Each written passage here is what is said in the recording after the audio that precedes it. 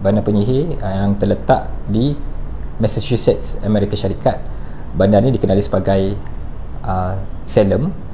Kenapa dia dikenali dengan bandar penyihir? Kerana banyak berlaku aktiviti ilmu hitam ataupun sihir ni berlaku di Salem, Massachusetts.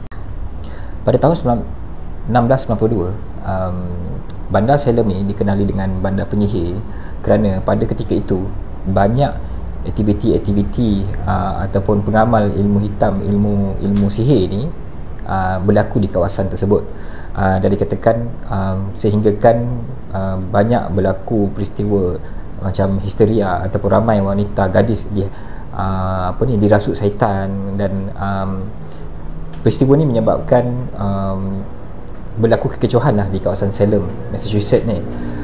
Sehinggakan seorang wanita yang bernama Bridget Bishop, yang merupakan orang pertama yang ditangkap dan digantung pada tahun itu juga, pada tahun 1692.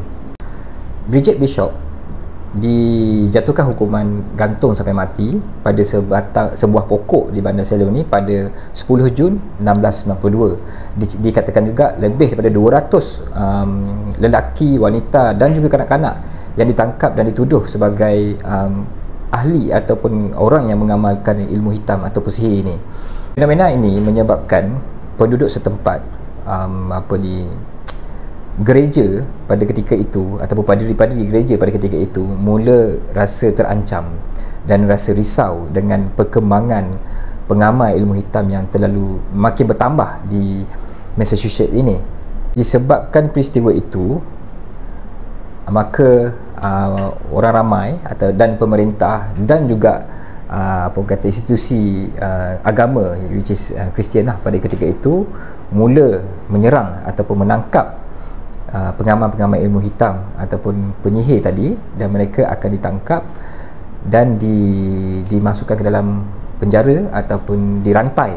Mereka bukan saja ditangkap, diletakkan di tempat yang gelap, kotor. Mereka juga dibogelkan,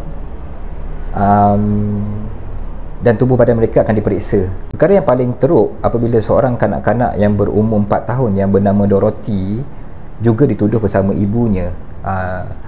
Ibunya dihukum bunuh, dan budak kecil tadi, Dorothy yang berumur 4 tahun tadi, dipenjarakan selama 8 bulan. Yang paling teruk menerima hukuman ini adalah seorang wanita yang berumur 71 tahun yang bernama Gaylis Corey. Gaylis Corey ini antara orang yang tertuduh paling tua yang ditangkap pada ketika itu, berumur 71 tahun. Beliau dihukum bunuh, dan hukumannya adalah dihempak oleh batu besar sehingga pecah kepalanya. Kesemua mayat-mayat yang dituduh sebagai penyihir tadi akan dicampak dalam satu lubang kecil, dan orang kata cara pengemumiannya tak samalah seperti orang Kristian biasa pada ketika itu. Mereka dilayan dengan sangat teruk lah. Namun kesahihan, adakah mereka betul-betul mengamalkan ilmu sihir, itu tidak dapat dipastikan, namun hukuman akan tetap dijalankan. Cerita ni kalau kita cuba cari, memang cerita memang ada lah. Memang orang-orang yang dituduh pun ada diceritakan dan dilukiskan potret macam mana hukuman tu dijalankan dan sebagainya lah.